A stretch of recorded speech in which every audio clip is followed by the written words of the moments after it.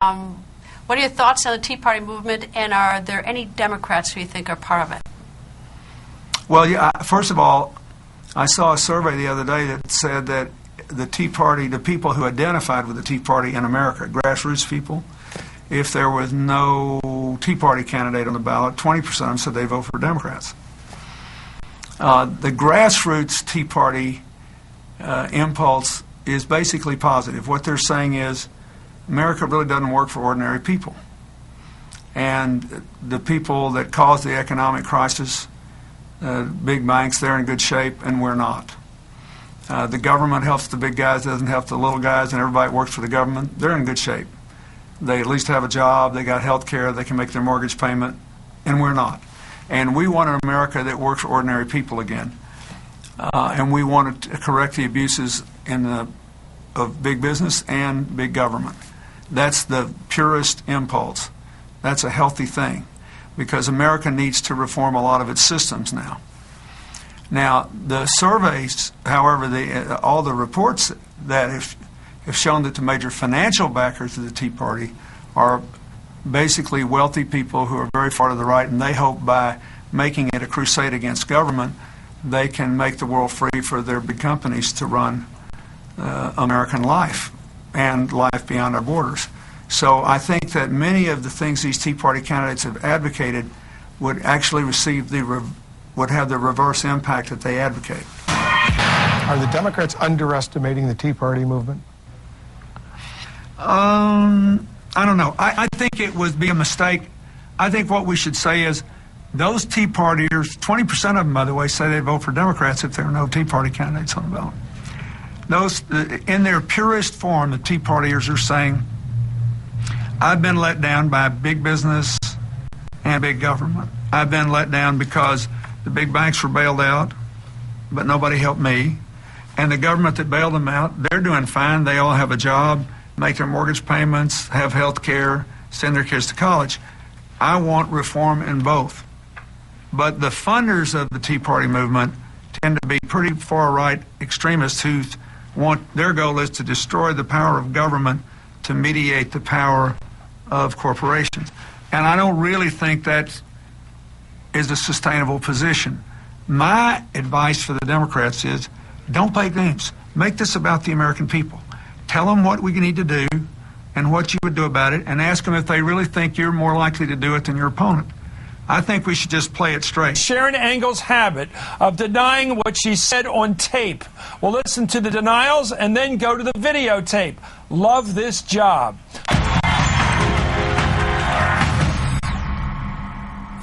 Welcome back to Hardball. Harry Reid keeps calling Sharon Engel extreme in their fight for his seat. Here's this latest ad. From World War II to Iraq and Afghanistan, the VA has meant guaranteed care for those who serve. But now, in another extreme proposal, Sharon Engel says privatize it. End the VA as we know it. When she was asked whether veterans' benefits like prescriptions and doctor visits would be covered if she had her way? No, not if you're working toward a privatized system. End our promise to veterans? Sharon Engel, dangerous ideas that put veterans at risk. Well, Engel was asked about that charge this past Saturday at an event in Reno, Nevada. Here's her response to Reid's charge, followed by what she said about her father and handling the VA back in May. I said that they could do a better job. That's all I said. The VA could do a better job for our veterans. And I believe that. I believe that our veterans fit in that A priority box. We should be supporting our military and their independence.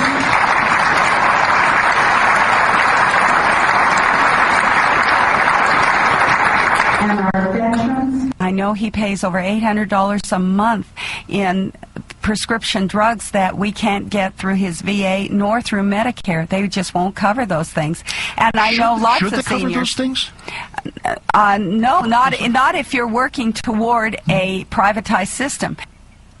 Well, there we have the problem. The Las Vegas Sun's John Ralston wrote about Engel's denial of something we just heard her say, talking about privatizing it. And he said in his piece, you, John, said, I am beginning to wonder about this seemingly pathological habit Engel has of saying she never said something when it is right there on the tape and so easily retrieved. John Ralston, as I said, joins us right now from Las Vegas. He's the host of Face to Face, which airs on NBC stations out in Nevada. John, tell us about this. Give us the sense of this. Here's a candidate who you confront with the fact of a videotape, and what happens? Well, it is amazing, Chris. She seems to be suffering from selective amnesia, or she's like that Guy Pearce character in the movie Memento with no short-term memory. I mean, Sharon Engel just denies she ever says things that are clearly contradicted by videotape, by audio tape. It's as if she thinks we're living in a world 300 years ago where you can't find the stuff. Well, we have everything this time. We have Google and every way to check. And here's Engel with ABC News' Jonathan Karl a few weeks ago, followed by her comments on True News Christian Radio back in April. Listen for the contradiction. Together, let's listen.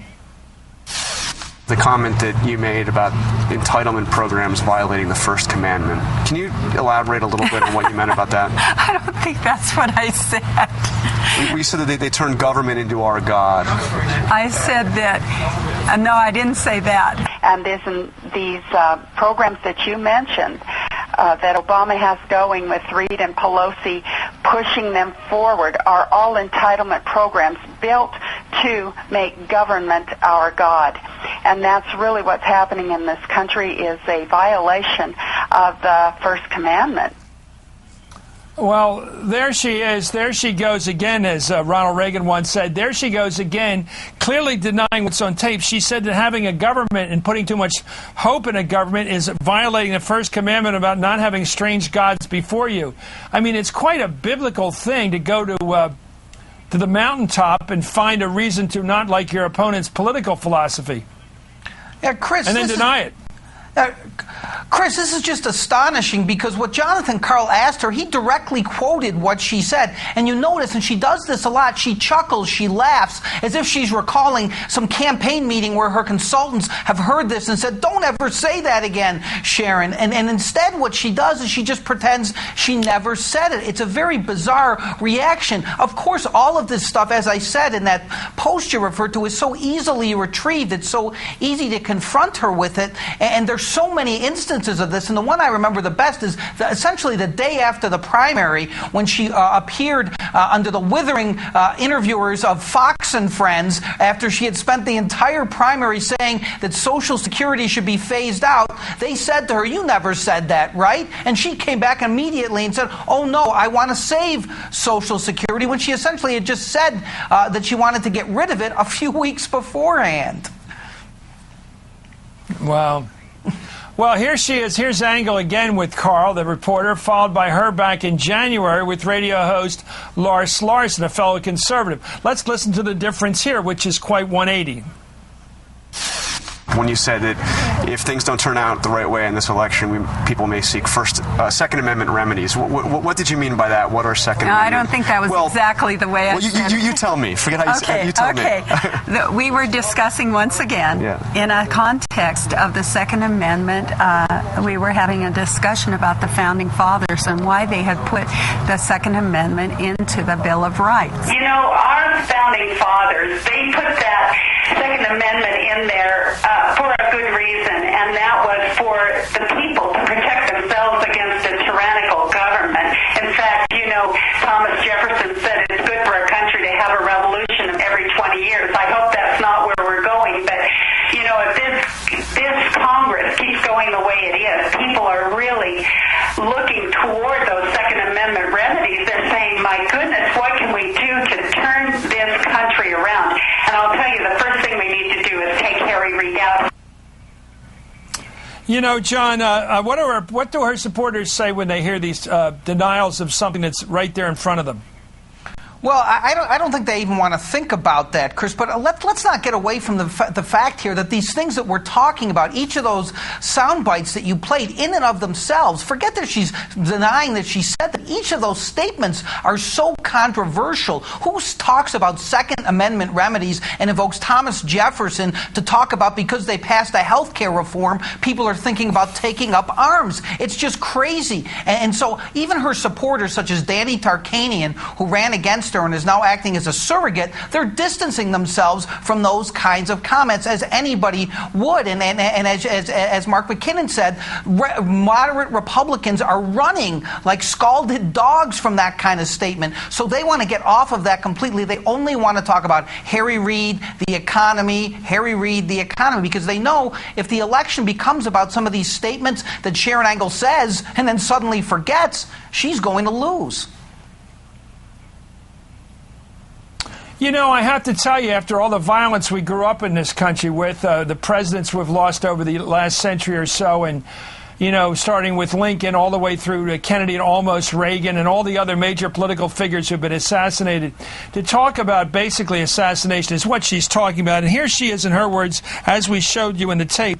If this Congress keeps going the way it is, people are really looking toward those Second Amendment remedies, using firepower against elected officials. People who were elected, we should be ready to go gun them down. It's an incredible statement. I don't see how anybody can vote for somebody unless they've, well, denied that they ever said it. Maybe take it back. And I go back to my Groucho Marx comment, and I say this to voters: who are you going to believe, her or your lying ears? Anyway, thank you, John Ralston, for joining us with this amazing news about a very strange candidacy. Come over and talk to us. But I hope we're going to be hearing from a lot more people who explain the personal connection to the choices they've made about policy.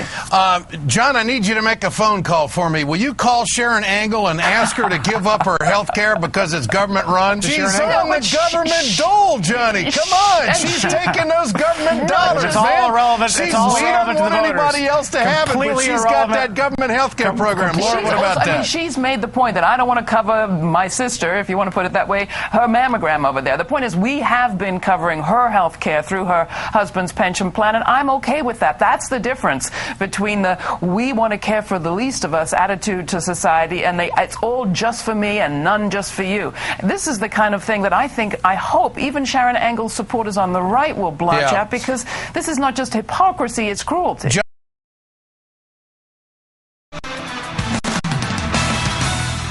Well, former President Bill Clinton hitting the campaign trail a bit over the weekend, crisscrossing the Northeast, really, something for Democrats in 3 states. Look at this. And, of course, they got the Wrestling Federation lady in Connecticut and the witchcraft lady in Delaware. And I tell you, so far they've gathered up about everybody for this Tea Party but the Mad Hatter. And Alice in Wonderland will give it to them, I think. You know, I've been involved in politics and public life in one way or another for 4 decades. And during those 40 years, our country has voted 10 times for president. Democrats won only 3 of those times, and the man who won 2 of those elections is with us today.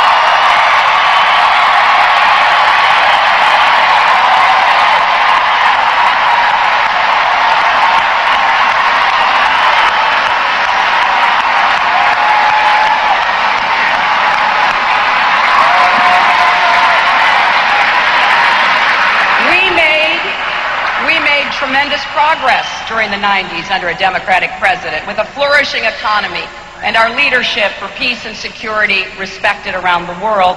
Just think how much more progress we could have made over the past 40 years if we'd had a Democratic president. Think about the lost opportunities of these past 7 years on the environment and the economy, on health care and civil rights, on education, foreign policy, and the Supreme Court. Imagine how far we could have come, how much we could have achieved if we had just had a Democrat in the White House. We cannot let this moment slip away. We have come too far and accomplished too much. Now the journey ahead will not be easy. Some will say we can't do it, that it's too hard, we're just not up to the task. But for as long as America has existed, it has been the American way to reject can't-do claims and to choose instead to stretch the boundaries of the possible through hard work, determination, and a pioneering spirit. This election is a turning point election, and it is critical that we all understand what our choice really is. Will we go forward together, or will we stall and slip backwards? The choices you make in politics are like the choices you make in life. You look at the facts as best you can, and you make the best available choice.